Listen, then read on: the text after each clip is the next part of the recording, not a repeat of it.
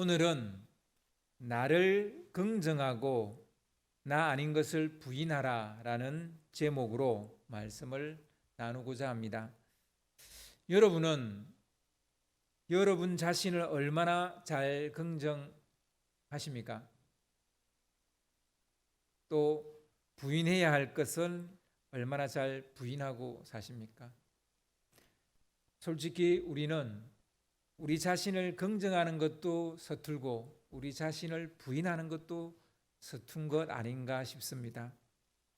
때로는 무엇을 긍정할 것인지 무엇을 부정할 것인지조차 헷갈릴 때가 많습니다. 안 그렇습니까? 저는 그럴 때가 종종 있습니다. 심지어 긍정할 것은 부정해버리고 부정해야 할 것은 긍정하는 이런 일이 다반사일 때가 있습니다. 그래서 오늘은 예수님이 어떻게 자신을 긍정하셨는지, 예수님이 어떻게 자신을 부정하셨는지 그것을 여러분과 살펴보려고 합니다. 또한 무엇을 긍정하시고 무엇을 부정하셨는지도 같이 살펴보려고 합니다. 긍정과 부정에 대한 새로운 이해가 있는 시간이 될 수 있기를 바랍니다. 이스라엘 땅 중에서 최북단이 빌립보 가이사랴입니다. 주님은 그곳에 있는 여러 마을을 다니시고 있었습니다. 빌립보 가이사랴는 헤롯 대왕이 로마 황제 가이사랴로부터 선물로 받은 지방이고 도시입니다. 그래서 원래 이름이 이제 가이사랴입니다. 그런데 헤롯 대왕이 죽고 그의 아들 빌립이 그 땅을 다스리는 왕이 됩니다. 그래서 그 가이사랴를 좀 더 이렇게 보수하고 그 이름을 빌립보 가이사랴라고 부르게 되었습니다. 그리고 지중해 해안에 가이사랴라는 또 황제를 기리는 도시가 또 있습니다. 그래서 구별하려고 그냥 지중해에 붙어 있는 가이사랴는 그냥 가이사랴라고 부르고 여기 헐몬산 아래에 있는 최북단에 있는 이 가이사랴는 빌립보 가이사랴라고 이렇게 부르기도 합니다. 예수님은 그런데 이 빌립보 가이사랴에 가셔서 무슨 연유로 여기서 이 빌립보 가이사랴를 갔느냐는 거예요. 무슨 연유로 이 빌립보 가이사랴에 갔느냐는 거예요. 사실 그 위쪽인 시돈, 두로 그리고 오른쪽에 있는 데가볼리까지 한 바퀴 도셨는데 또다시 이 최북단에 있는, 그러니까 이방 땅으로 가진 않았어요. 최북단에 있는 빌립보 가이사랴에 갔을까라는 겁니다. 그 대답을 찾으려면 그곳에서 주님께서 제자들에게 던진 질문을 보면 알 수 있습니다. 대뜸 주님께서 빌립보 가이사랴 여러 마을을 다니시다가 그 길 위에서 대뜸 이런 질문을 하십니다. 사람들이 나를 누구라 하느냐? 주님은 뜬금없이 타인의 시선에 관심을 보입니다. 타인이 자기에 대해서 어떻게 생각하는지 관심을 보였습니다. 타인의 시선이나 말 따위에 별 관심 없을 것이라는 게 우리의 일반적인 생각이죠. 예수님은 타인의 시선에 크게 그것에 구애받지 않았을 것이다. 타인의 말에 크게 구애받지 않았을 것이다. 이게 우리 일반적인 생각이잖아요. 근데 어째서 갑자기 타인의 생각과 시선에 관심을 보이는 것일까요? 여러분도 아마 어떤 순간 다른 사람의 시선에 무척 이렇게 관심 보일 때가 있죠. 다른 사람의 생각, 다른 사람이 나를 어떻게 생각할까에 관심이 쏠릴 때가 있죠. 지금 주님께서 타인의 생각과 시선에 관심을 보이고 있습니다. 자신과 자신의 사역에 대한 평가를 받을 때가 되었기 때문입니다. 예수님은 대략 2년 반 정도 앞만 바라보고 숨가쁘게 달려왔습니다. 주님은 갈릴리 구석구석까지 찾아다니며 복음을 전했습니다. 유대 지역은 말할 것도 없고 사마리아 마을들까지 신발이 닳도록 찾아다니며 하나님의 나라를 전했습니다. 심지어 이스라엘의 경계를 넘어 이방인들의 땅까지 가서 구원의 때가 이르렀다는 것을 알렸습니다. 그러는 동안 제법 유명해졌습니다. 예수라는 이름을 모르는 사람이 없을 정도였습니다. 예수를 반대하는 자이든 혹은 지지하는 자이든 그를 모르는 사람이 없었다는 겁니다. 이제 예수님은 이 땅에서의 마지막 여행을 남겨놓고 있습니다. 이스라엘 최북단에서 남쪽 지역에 있는 예루살렘까지 이제 마지막 여행을 하게 되고, 그 예루살렘에 가시면 이제 십자가에 달려서 돌아가실 것입니다. 이제 예수님이 이 마지막 여행을 남겨놓으시고 이 최북단에 갔다는 것, 그것에 무슨 의미가 조금 있지 않나 싶기도 합니다. 아무튼 오늘 본문 31절에 보면 예수님께서 많은 고난을 받고 장로들과 대제사장들과 서기관들에게 버림받아 죽임을 당할 것이다, 이런 말씀을 하시죠. 공생의 사역에 이제 마침표를 찍을 때가 다가오고 있는 거죠. 아니, 이 땅에서의 삶에, 공생애뿐만 아니라 이 땅에서의 삶의 마침표를 찍을 때가 지금 다가오고 있습니다. 이제 여기서부터 출발해서 예루살렘으로 가면 이제 이 땅에서의 삶은 끝이 납니다. 이 지점에서 주님은 당신이 누구인지 묻지 않을 수 없었던 것이죠. 최소한 2년 반이 지나갔습니다. 공생애에 2년 반이 지나갔는데, 이 2년 반 동안 앞만 바라보고 달려왔는데 정말 내가 그동안 어떤 사역을 했는지, 그 결과는 어떤지, 내 사역의 열매는 무엇인지, 이런 것들에 대해서 일종의 자가 진단 혹은 자가 평가 같은 것을 하고 싶었던 것 같습니다. 공생의 사역이 얼마나 성공적이었느냐를 미리 평가해 보는 시간이라 해도 좋을 듯합니다. 최종 평가는 아닐지 몰라도 마지막 모의고사 정도는 되는 것 같아요. 마지막 모의고사. 예수님은 당신 사역을 평가하기 위해 몇 가지 질문을 던집니다. 그 첫 번째 질문이 바로 사람들이 나를 누구라고 하느냐 라는 질문이었습니다. 예수님이 성육신하여 사람으로 이 땅에 오신 것도, 공생의 사역을 하신 것도 자신이 누구인지를 알리기 위함이었습니다. 자신이 메시아라는 사실을 알릴 뿐만 아니라 그들로 하여금 믿게 하려고 이 땅에 오셨고 또 공생의 사역을 하신 것입니다. 이제 이 땅을 떠날 시간이 다가오고 있습니다. 사람들은 과연 예수님을 얼마나 이해하고 있으며 얼마나 믿고 있을까요? 떨리는 마음으로 주님은 이 질문을 제자들에게 던졌을 것입니다. 제자들은 주님의 이 물음에 곧장 대답을 합니다. 그동안 여기저기 들은 이야기가 있었던 모양입니다. 예수님 묻지 않아서 대답을 안 해준 것이지, 이미 제자들은 이런저런 얘기를 들었던 것 같아요. 어떤 이는 주님을 세례 요한이라고 말합니다.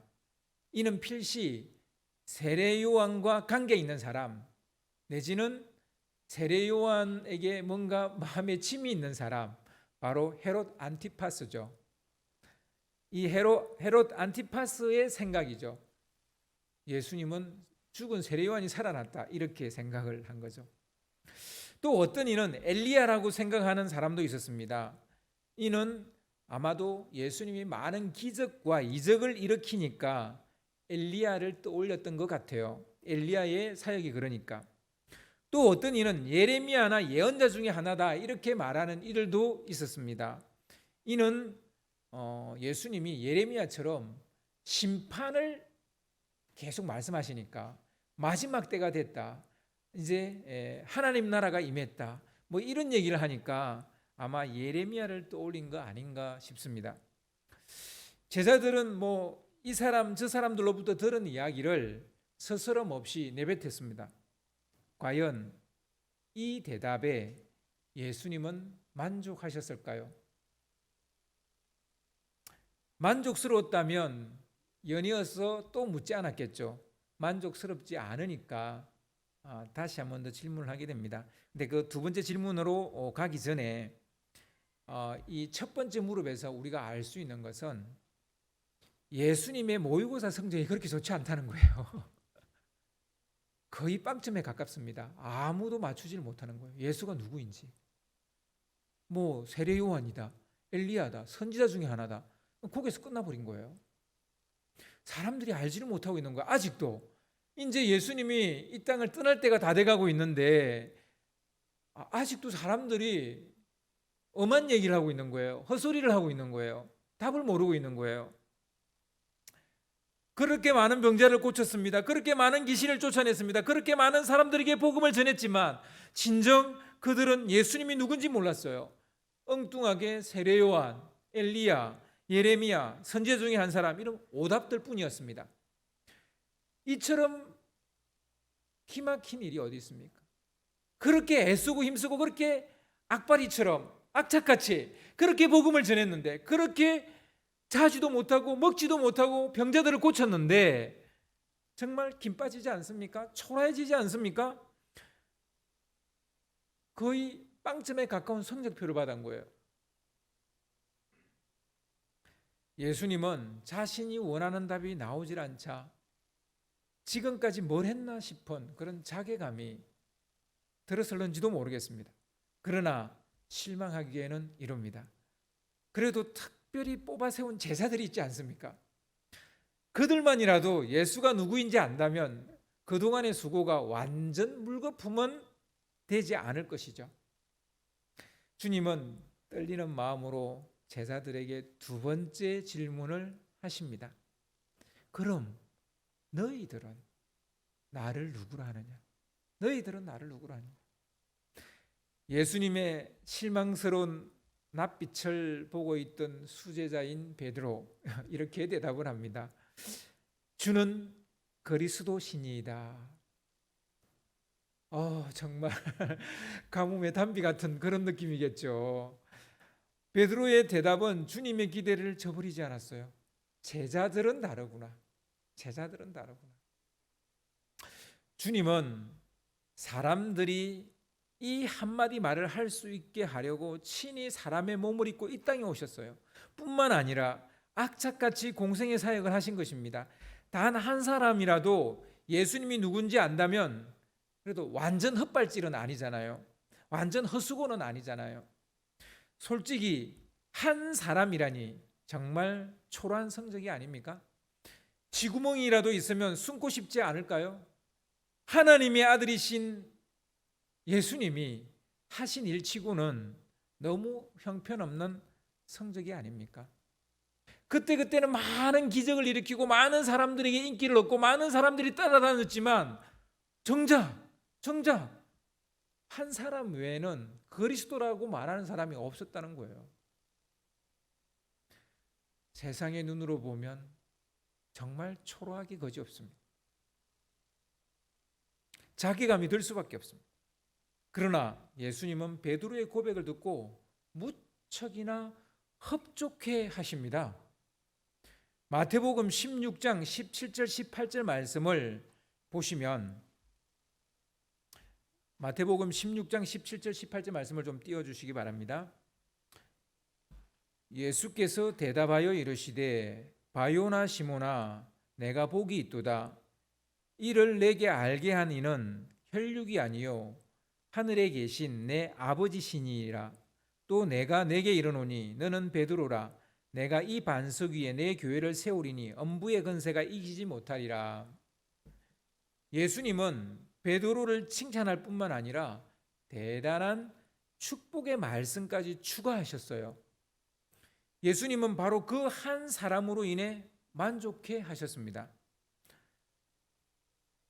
딱 한 사람이 대답을 했는데 그 대답한 사람이 그 베드로잖아요. 그 베드로로 인해서 굉장히 만족해하고 흡족해하시고 막 베드로에게 칭찬하시고 축복의 말씀까지 하셨다는 거예요. 그 고백에 큰 의미를 부여하셨습니다. 그리고 그 고백 위에 주님의 교회를 세우겠다는 대단한 비전까지 제시하셨습니다. 대단한 자기 긍정 아닙니까? 저 같으면 이 한 사람밖에 없어? 내가 이때까지 뭐 한 거지? 내가 이 한 사람 때문에 이 땅에 왔단 말인가? 내가 이렇게 악착같이 사역했단 말인가? 저 같으면 그럴 것 같아요. 근데 예수님은 그게 아니라 이 한 사람이 있다는 것에 대해서 굉장히 즐거워하시고 흡족해하시고, 그리고 그 한 사람의 고백 위에 대단한 비전까지 제시를 하십니다. 대단한 자기 긍정이죠. 주님은 자신이 그리스도이며 살아계신 하나님의 아들이라는 것을 긍정하고 있는 것입니다. 더 나아가 교회가 그것을 널리 알릴 것이라는 미래 긍정까지, 이 반석 위에, 이 고백 위에 내 교회를 세우겠다, 미래 긍정까지 충만한 것을 알 수가 있습니다. 이 한 사람으로 세상을 바꿀 수 있을까? 이게 저의 생각이라면 주님은 너의 고백 위에 내 교회가 세워질 것이다. 대단한 자기 긍정이죠. 저는 대단히 자기 부정적인 사람인데 주님의 긍정이 대단합니다. 우리는 생각보다 좋은 결과를 얻고도 다른 사람과 비교하느라 자기 긍정을 하지 못하는 경우가 많아요.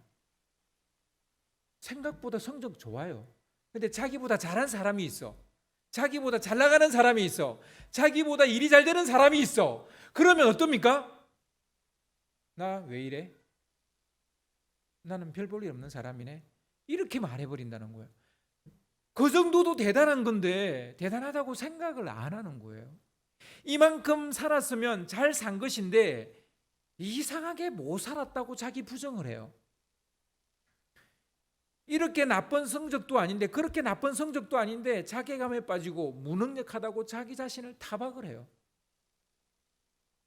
이 정도면 잘났는데도 굉장히 못났다고 자기 자신을 그렇게 취급을 해요. 그 정도면 정말 예뻐요. 근데 안 예쁘다고 그래요. 그 정도면 정말 잘생겼어요. 멋져요. 근데 안 멋지다고 말해요. 안 멋지다고 말해요.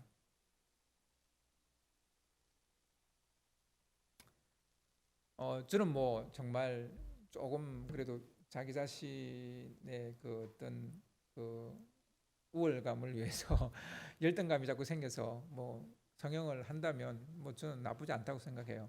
근데 한 번 하고 두 번 하고 세 번 하고 자꾸 한다면 그분은 자기 긍정을 먼저 하실 필요가 있어요. 성형을 먼저 할 게 아니라 자기 긍정을 먼저 하실 필요가 있어요. 자기 자신을 긍정해야 돼요. 뭐 외모뿐만이 아닙니다. 뭐 자기 능력도 그렇고 뭐 자기 가진 것도 그렇고 집도 그래요. 그러니까 내가 등을 붙일 곳이 있으면 그냥 만족하면 되는데 누군가의 그 큰 집을 보고 나는 이때까지 뭐 했지? 이렇게 말한다는 거예요. 그러니까 자기 부정을 한다는 거예요. 나는 실력 없고 능력 없고 돈도 못 벌었고 나는 왜 이 모양이야? 이런다는 거예요. 우리는 자기 긍정이 필요합니다.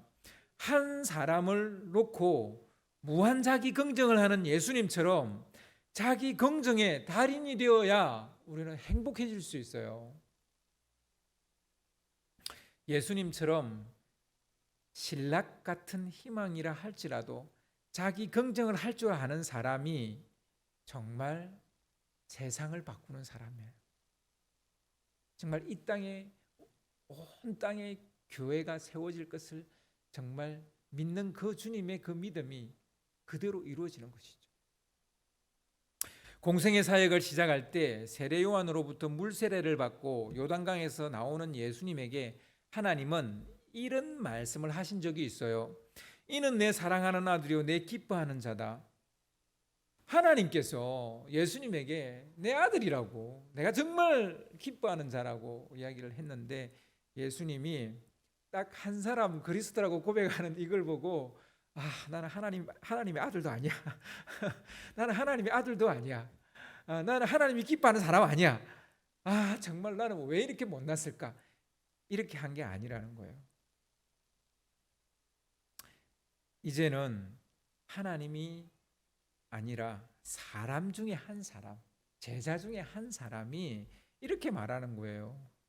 주님은 그리스도시고 하나님의 아들이시니다. 살아계신 하나님의 아들이시니다. 이 얼마나 놀라운 일입니까? 예수님은 충분히 자기 긍정을 하십니다.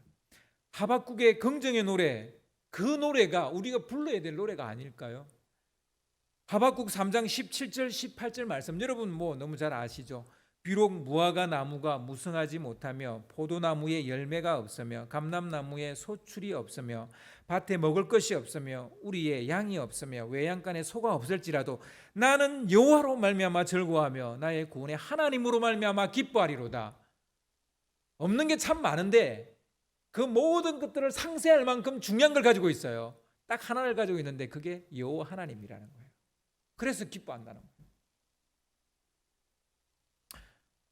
여러분, 자기 긍정의 노래를 좀 부릅시다. 아멘? 예. 오늘 말씀 바로 다음에 나오는 말씀이 변화산 이야기예요. 하나님은 변하지 않았어요. 변화산에서 예수님은 변했는데 하나님은 변하지 않았어요. 하나님은 그 변화산에서 제자들에게 이는 내 사랑하는 아들이요 내 기뻐하는 자다. 달랑 베드로 한 사람 그리스도라고 고백했는데 2년 반 동안 그렇게 열심히 사역해서 얻은 결실이 딸랑 베드로 한 사람이에요. 베드로 한 사람이 주님은 그리스도십니다. 이렇게 말했어요. 그게 지금 예수님의 성적표인데 그 성적표를 보고 지금 하나님이 제자들한테 뭐라고 말하냐면 이는 내 사랑하는 아들이요 내 기뻐하는 자니 너는 그의 말을 들으라. 이렇게 말합니다. 하나님은 변하지 않았어요. 처음 공생의 사역 시작할 때 세례요한한테 세례받고 올라오실 때 하신 말씀 그대로 하시는 거예요. 이는 내 사랑하는 아들이고 내 기뻐하는 자. 성적이 별로 안 좋은데도 성적이 별로 안 좋아요. 그런데도 변함없이 하나님은 예수님을 긍정하십니다. 이는 내 사랑하는 아들이라는 거예요. 베드로는 변화산에서 하나님의 음성을 듣기 전에 사실 그 전에 또 베드로는 이 고백을 했다는 것도 정말 놀라운 일이죠. 그런데요, 이 베드로의 이 대답, 이 고백은 반쪽짜리 대답이라는 거 아세요? 그는 그리스도를 완전히 이해하지 못했어요. 주님이 막 이렇게 막 자기 긍정을 하고 막 칭찬을 하니까 베드로의 대답이 완전한 대답이라고 우리는 생각하는데 그렇지 않습니다. 베드로는 예수님이 하나님의 아들인 건 알았는데 그리스도인 건 알았는데 그 그리스도가 인자인 것은 몰랐어요. 인자를 이해하지 못했어요. 예수님은 항상 자기 자신을 인자라고 칭합니다. 나 하나님의 아들은 이렇게 말하지 않았어요. 인자는 항상 인자는 이렇게 말했습니다. 그리고 하나님의 아들이라는 사실에 대해서는 아무에게도 말하지 말라고 말합니다. 그 대신 자신을 인자라고 부르셨습니다. 인자는 사람의 아들을 인자라고 말합니다. 사람의 아들. 예수님은 하나님으로부터 오신 하나님의 아들이 맞습니다. 하지만 주님은 온전히 사람으로 이 땅에 오신 사람입니다. 그리고 이 땅에 오신 목적이 사람의 죄를 대신 감당하기 위해서 대속제물이 되기 위해서 오신 것입니다. 사람의 죄를 대속할 대속제물은 반드시 사람이어야 합니다. 인자, 사람의 아들이어야 합니다. 신이 대속제물이 될 수 있습니까? 신이 어떻게 대속제물이 될 수 있어요? 또한 신은 죽을 수가 없어요. 대속제물이 된다는 건 죽어야 되는 거잖아요. 근데 신이 죽으면 신이 아니죠. 오직 사람만이 죽을 수 있습니다. 그래서 반드시 인자가 되어져야 돼요. 그리스도가 되려면 반드시 인자가 되어져야 됩니다. 그래야만 죄값을 치르는 대속제물이 될 수 있는 거예요. 그러나 예수님은 베드로의 고백이 반쪽짜리 대답이라는 것을 이내 깨닫게 됩니다. 처음에 그리스도라고 말할 때는 잘 몰랐어요. 근데 뭔가 조금 이상해서 이제 예수님께서 오늘 본문 31절에 이런 말씀을 하시는 거죠. 순환 예고를 하십니다. 첫 번째 순환 예고인데 인자가 많은 고난을 받고 장로들과 대제사장들과 서기관들에게 버림받아 죽임을 당하고 사흘 만에 살아나야 할 것을 비로소 그들에게 가르치시니라. 잘 나가다가 갑자기 고난을 당하고 죽게 될 것이라는 얘기를 하시는 거예요. 이 얘기를 듣고 베드로가 그리스도라는 개념을 정확하게 이해했다면 그냥 아무 말 안 하면 돼요. 근데 베드로는 하나님의 아들로서의 그리스도만 이해했지 인자로서의 그리스도를 이해하지 못했던 거예요. 그러니까 베드로는 예수님을 붙잡고 막 항변을 하는 거예요. 주님 그러지 마십시오. 막 그러면서 주님을 꾸짖었어요. 어떤 신학자는 예수님의 멱살을 잡고 베드로가 그랬다라고 말하는 신학자도 있습니다. 그 정도로 베드로가 흥분했어요. 막 그 정도로 화 같은 게 난 거예요. 주님 왜 그러세요 지금? 왜 그러시는 거예요? 그런 선택하지 말라는 거예요. 대제사장이나 서기관들에게 당신 자신을 내어주지 말라는 거예요. 고난도 받지 마시고 죽지도 말라는 거예요. 하나님의 아들로서 그리고 하나님이 보낸 메시아 곧 왕으로서 우리를 다스려 달라는 것이에요. 이 말이 틀린 건 아닙니다. 그죠? 근데 그거로서 예수님은 예수님이 아니에요. 그때 예수님은 제자들을 돌아보시면서 베드로를 꾸짖었습니다. 그게 33절 말씀이죠. 사단아 내 뒤로 물러가라. 내가 하나님의 일을 생각하지 아니하고 도리어 사람의 일을 생각하는구나. 어찌 이런 심한 말을. 그러나 주님은 손톱만큼도 미안해하지 않습니다. 이건 실언도 아닙니다. 도리어 주님은 제자들에게 제자도에 대해서 강조해서 말씀하십니다. 34절을 보면 누구든지 나를 따라오려거든 자기를 부인하고 자기 십자가를 지고 나를 따를 것이니라. 이게 제자도. 이 말씀은 그리스도가 되기 위해서 하나님의 아들이신 것을 부인하셨다라는 것을 깔고 하는 말입니다. 나는 하나님의 아들인 것을 부인했다는 거예요. 부정했다는 거예요. 그리고 인자로서 나는 죽을 것이라는 거예요. 예수님이 그리스도가 될 수 있었던 것은 자기를 부인했기 때문이에요. 하나님의 아들인 것은 부인했기 때문입니다. 하나님의 아들인 것을 부인했기 때문입니다. 예수님은 이 땅에 있는 동안에는 인자인 것입니다. 이 땅에 오실 때 인자로 온 것이지 하나님의 아들로 온 게 아니라는 거예요. 사람의 아들로 이 땅에 오신 겁니다. 그래서 하나님의 아들인 것을 부인하는 거예요.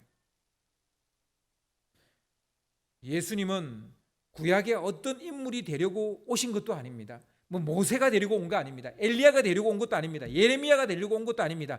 예수님은 자기 자신이 되기 위해서 온 거예요. 사람이 되기 위해서. 그냥 한 사람이 되기 위해서 오신 겁니다. 예수님에게 자기 자신이 되는 것은 인자가 되는, 사람이 되는 것입니다. 자기 자신이 된다는 것은 뭡니까? 자기 긍정이죠. 동시에 자기 아닌 것을 부정해야 자기 자신이 또한 되는 겁니다. 즉 하나님의 아들인 것을 부정해야, 부인해야 또 자기 자신이 되는 거예요. 그랬어요. 사실 이것은 예수님이 십자가를 지시고 부활하시는 것은 자기 긍정이기도 하고 자기 부인이기도 해요. 자기 부정이기도 해요. 우리는 우리 자신을 긍정할 때와 부정할 때를 구별하지 못할 때가 많습니다.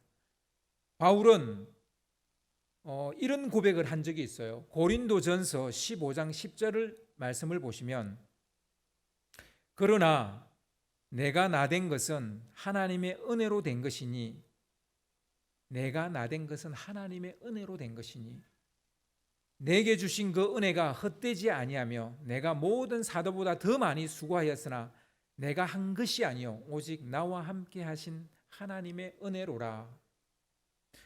최고의 긍정은, 여러분, 최고의 긍정은 구원을 얻었다는 것을 믿는, 은혜로 구원을 얻었다고 믿는 것입니다. 이게 최고의 긍정입니다. 바울은 자기가 바울이 될 수 있었던 것은, 자기가 될 수 있었던 것은 하나님의 은혜라는 거예요. 은혜를 구원받았기 때문에 자기가 됐고 전도자가 됐고 사명의 그 부르심에 자기가 이렇게 살아가고 있다는 거예요. 하지만 그가 수많은 수고를 하고 그리고 죽을 고비도 넘겼지만 그것 또한 하나님의 함께 하신 은혜라는 거예요. 자기의 수고를 부인하는 거죠. 그래서 은혜는 최고의 긍정이지만 최고의 부정이에요. 로마 황제 가이사가 헤로데에게 선물로 준 도시에서 만왕의 왕 되시는 주님께서 자신이 하나님의 선물이라는 이야기를 하시는 거예요. 자기가 하나님의 은혜라고 말씀하시는 거예요. 내가 곧 하나님의 선물이고 은혜라는 거예요. 어디에서? 빌립보 가이사라에서 황제가 준 도시, 그 황제 위에 있는 하나님이 이 땅의 모든 사람을 위해서 예수님을 선물로 주신 겁니다. 은혜로 주신 거예요. 그래서 예수님을 구주로 영접하고 사는 것이 최고의 긍정입니다. 또 그렇게 살려면 나를 부인해야 됩니다. 나를 부정해야 됩니다. 최고의 부정은 내 힘이 아닌 주님의 은혜로 구원을 받고 지금 살고 있다는 것을 인정하는 것입니다. 지금 내가 사는 것은 내 힘으로가 아니라 주님의 은혜로 사는 것임을 인정하는 것이 최고의 부정입니다. 세례 요한은 자기가 주의 길을 예배하는 자라는 긍정에 사로잡혀 있었습니다. 나는 주의 길을 예배하는 자라는 거예요. 그래서 그가 광야에서 외쳤습니다. 바리새인 앞에서도 여러 종교 지도자 앞에서도 그가 조금도 주눅들지 않고 외칠 수 있었던 것은 자기 긍정이 있었기 때문에 자기는 광야에서 외치는 자의 소리라는 거예요. 자기는 주님이 보내신 주님의 길을 예배하시는 자라는 거예요. 하지만 그는 철저하게 자기가 그리스도가 아니라고 부인합니다. 자기 긍정과 자기 부정의 결정판, 바로 세례 요한입니다. 엘리야는 자기 긍정으로 850대 1의 싸움을 하였던 사람입니다. 대단한 긍정이에요. 자기 긍정이 없다면 싸울 수 없는 싸움이에요. 어떻게 850명과 싸울 수 있습니까? 하나님이 여호와라는 분명한 그런 자기 긍정이 있었고 자기 믿음에 대한 긍정이 있었기 때문에 그는 싸웠죠. 하지만 그는 자기 부정이 안 되니까 한순간 무너지는 거예요. 내가 내 힘으로 싸우는 게 아니라 하나님의 힘으로 싸운다는 걸 한순간 잊어버리니까 한순간에 무너져 버리는 거예요. 하나님의 은혜로 산다는 것을 긍정하고 내 힘으로 살 수 없다라는 것은 부정해야 하는, 우리는 그래야 넘어지지 않습니다. 여러분, 은혜라는 복음송이 있습니다. 이 노래를 부르며 주님의 은혜를 긍정했으면 좋겠습니다.